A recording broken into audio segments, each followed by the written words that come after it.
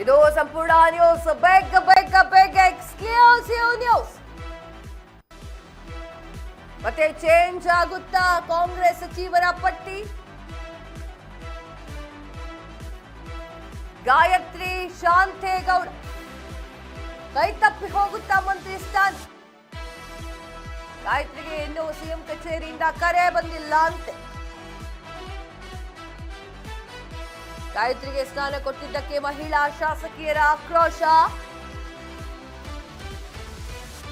ಉಮಾಶ್ರೀ ಪರ ಬ್ಯಾಟ್ ಬೀಸುತ್ತಿರುವಂತಹ ಸಿದ್ದರಾಮಯ್ಯ.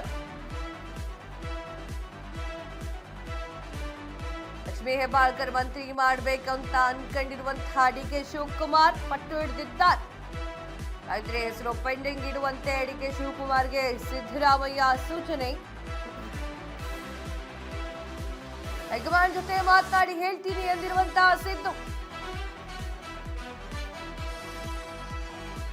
ಸಿದ್ದು ಅಖಾಡಕ್ಕೆ ಇಳಿಯುತ್ತಿದ್ದಂತೆ ಡಿಕೆ ಶಿವಕುಮಾರ್ ಫುಲ್ ಅಲರ್ಟ್. ಸಿಕ್ಕ ಅವಕಾಶ ಬಳಸಿಕೊಂಡು ಹೆಬ್ಬಾಳ್ಕರ್ ಪರ ಲಾಭಿ. ಇದು ಸಂಪೂರ್ಣ ನ್ಯೂಸ್. Big exclusive news. ಮತ್ತೆ ಚೇಂಜ್ ಆಗುತ್ತಾ ಕಾಂಗ್ರೆಸ್ ಸಚಿವರ ಪಟ್ಟಿ? ಎಸ್, ಮತ್ತೆ ಚೇಂಜ್ ಆಗುತ್ತಾ ಕಾಂಗ್ರೆಸ್ ಪಟ್ಟಿ ಅಂತ ಹೇಳಿ ಗೊತ್ತಾಗ್ತಾ ಇಲ್ಲ, ಸಚಿವ ಪಟ್ಟಿ. ಯಾಕೆಂತಂದ್ರೆ ಗಾಯತ್ರಿ ಅವರು ಬಂದು 3 ದಿನನೂ ಆಗಿರ್ಲಿಲ್ಲ. ಕೋರ್ಟಲ್ ಕೇಸ್ ನಡೀತಾ ಇತ್ತು. ಅದಾದ ನಂತರ ಅವ್ರ ಕತೆ ಹೇಳಿದ್ದೀನಿ ಆಲ್ರೆಡಿ ನಿಮ್ಗೆ. ಸೊ ಅವರಿಗೆ ಸ್ಥಾನ ಕೊಟ್ಟಿದ್ದು ಹೊಸಬ್ರು ಅಂತ ಹೇಳಿ ಸ್ಥಾನವನ್ನು ಕೊಟ್ಟಿದ್ದಾರೆ. ಸೊ ಅದು ಕೆಲವೊಂದಿಷ್ಟು ಜನಕ್ಕೆ ಅದು ಅಂದ್ರೆ ಇಷ್ಟ ಆಗಿಲ್ಲ. ಅವ್ರನ್ನ ಹೆಸರನ್ನ ಪೆಂಡಿಂಗ್ ಇಡು ಅಂತ ಹೇಳಿ ಸಿದ್ದರಾಮಯ್ಯ ಅವರು ಹೇಳಿದ್ದಾರೆ ಎನ್ನುವಂತಹ ವಿಚಾರ ಬಲ್ಲ ಮೂಲಗಳಿಂದ ಬಂದಿದೆ. ಸಿದ್ದರಾಮಯ್ಯ ಅವರಿಗೆ ಉಮಾಶ್ರೀ ಅವರನ್ನ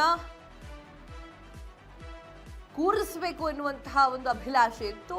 ಹಾಗೆ ಡಿ ಕೆ ಶಿವಕುಮಾರ್ ಅವರಿಗೆ ಹೆಬ್ಬಾಳ್ಕರ್ ಅವರ ಒಂದು ಕಾರ್ಯವೈಖರಿ ಇಷ್ಟ ಆಗಿತ್ತು. ಎಲ್ಲರಿಗೂ ಕೂಡ, ಜನರಿಗೂ ಕೂಡ ಇಷ್ಟ ಆಗಿದೆ. ಆ ಒಂದು ಕಾರಣಕ್ಕಾಗಿ ಅವರನ್ನ ಕೂರಿಸಬೇಕು ಅನ್ನುವಂತಹ ಒಂದು ಮಹದಾಸೆ. ಎರಡೂ ಸಿಗದೆ ಈಗ ಇಬ್ಬರಿಗೂ ಇಲ್ಲದೆ ಗಾಯತ್ರಿ ಅವರ ಒಂದು ಮಡಿಲಿಗೆ ಆ ಒಂದು ಪಟ್ಟ ಹೋಗಿತ್ತು. ಈಗ ಅದು ಕೂಡ ಕೈ ತಪ್ಪುವಂತಹ ಸೂಚನೆಗಳಿದ್ದಾವೆ.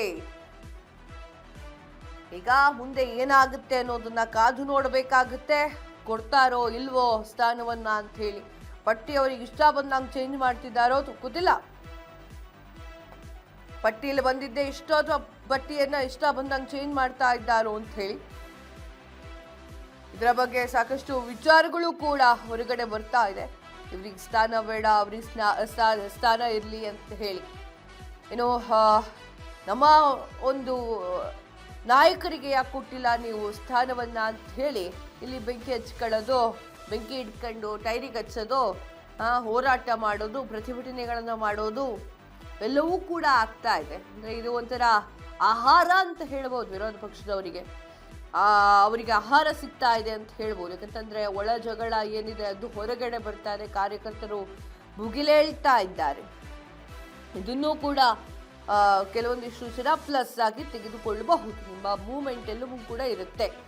ಶಾಸಕ ಸ್ಥಾನಕ್ಕೆ ಯಶವಂತ ರಾಯಗೌಡ ಅವರು ರಾಜೀನಾಮೆಯನ್ನ ನೀಡಿರುವಂಥದ್ದು. ಎಸ್ ವೀಕ್ಷಕರೇ, ಏನು ಕೆಲವೇ ಕ್ಷಣಗಳಲ್ಲಿ ಯಾರ್ಯಾರು ಯಾವ್ಯಾವ ಸ್ಥಾನವನ್ನು ಅಲಂಕರಿಸಲಿದ್ದಾರೆ ಅನ್ನುವಂಥದ್ದು ಗೊತ್ತಾಗ್ತಾ ಇದೆ. ಕೆಲವೇ ಕ್ಷಣಗಳಲ್ಲಿ ಗೊತ್ತಾಗುವಂತಹ ಸುದ್ದಿ 4:05ಕ್ಕೆ ನಿಮಗೆ ಗಾಜಿನ ಮನೆಯಲ್ಲಿ ಪ್ರಮಾಣ ವಚನ ಕಾರ್ಯಕ್ರಮ. ಯಾರ್ಯಾರಿಗೆ ಮಂತ್ರಿ ಸ್ಥಾನ ಸಿಕ್ಕಿದೆಯೋ ಅವರಿಗೆ ಫೋನ್ ಮಾಡಿ ಡಿ ಕೆ ಶಿವಕುಮಾರ್ ಅವರು ಇನ್ಫಾರ್ಮೇಶನ್ ಅನ್ನ ನೀಡಿದ್ದಾರೆ. ಇಷ್ಟು ಜನ ಇದು ಈ ತರ ಅಂತ ಹೇಳಿ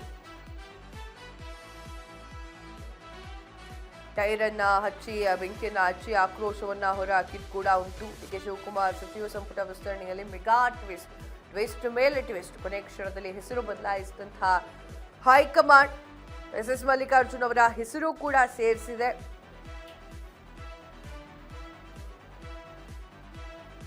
ಮತ್ತೆ ಚೇಂಜ್ ಆಗ್ತಾ ಇದೆ. ಕ್ಷಣಕ್ಕೂ ಕೂಡ ಹೊಸ ಟ್ವಿಸ್ಟ್ ಅನ್ನ ಇಟ್ಕೊಂಡು ಬರ್ತಾ ಇದೆ. ಕೊನೆ ಕ್ಷಣದಲ್ಲಿ ಹೆಚ್ಚಾಗ್ತಾ ಇದೆ. ಗಾಯತ್ರಿ ಅವರಿಗೂ ಕೂಡ ಈಗ ಭಯ ಶುರುವಾಗಿದೆ. ಮಾಜಿ ಸಚಿವ ಸ್ಥಾನ ನೀಡುವಂತೆ ಮಾಜಿ ಸಿಎಂ ಸಿದ್ದರಾಮಯ್ಯ ಒತ್ತಾಯವನ್ನು ಮಾಡಿದ್ದಾರೆ. ಲಕ್ಷ್ಮೀ ಹೆಬ್ಬಾಳ್ಕರ್ ಅವರ ಒಂದು ಕಾರ್ಯವೈಖರಿಯನ್ನ ಮೆಚ್ಚಿಕೊಂಡು ಡಿ ಕೆ ಶಿವಕುಮಾರ್ ಅವರು ಅವರಿಗೆ ಕೊಡ್ಬೇಕಂತ ಅನ್ಕೊಂಡಿದ್ರು. ಹೈಕಮಾಂಡ್ ನಾಯಕರ ಜೊತೆಗೆ ಚರ್ಚೆ ಮಾಡ್ತಾ ಇದ್ದಾರೆ ಸಿದ್ದರಾಮಯ್ಯ. ಲಕ್ಷ್ಮೀ ಹೆಬ್ಬಾಳ್ಕರ್ ಸಚಿವ ಸ್ಥಾನ ನೀಡುವಂತೆ ಡಿ ಕೆ ಶಿವಕುಮಾರ್ ಅವರು ಒತ್ತಾಯ ಕೂಡ ಇದೆ. ಇದ್ರ ಬಗ್ಗೆ ಹೆಚ್ಚಿನ ಮಾಹಿತಿಯನ್ನ ಕೊಡ್ತಾರೆ ಪ್ರವೀಣ್ ರಾವ್, ಪ್ರತಿನಿಧಿ ದೂರವಾಣಿ ಸಂಪರ್ಕದಲ್ಲಿದ್ದಾರೆ. ಪ್ರವೀಣ್ ರಾವ್ ಅವರು, ಗಾಯತ್ರಿ ಅವರಿಗೆ ಈ ಸಲ ಮಂತ್ರಿ ಸ್ಥಾನ ತಪ್ಪಿದೆ ಎನ್ನುವಂತಹ ಸುದ್ದಿ, ಏನ್ ಹೇಳ್ತೀರಿ?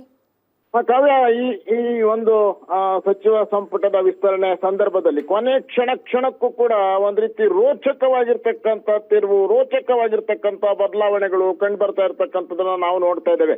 ಈಗಾಗಲೇ ಅಧಿಕೃತವಾಗಿ ಮುಖ್ಯಮಂತ್ರಿಗಳ ಕಚೇರಿಯಿಂದನೇ ಒಂದು ಪಟ್ಟಿ ಬಂದಿತ್ತು. ಅದನ್ನ ರಾಜ್ಯಪಾಲರ ಒಂದು ಇದಕ್ಕೂ ಕೂಡ ಕಳಿಸಿರ್ತಕ್ಕಂಥದ್ದನ್ನ ನಾವು ಈಗಾಗಲೇ ನೋಡಿದ್ದೇವೆ. ಆ ಪಟ್ಟಿಯಲ್ಲಿ 20 ಜನರ ಹೆಸರು ಫೈನಲ್ ಆಗಿತ್ತು.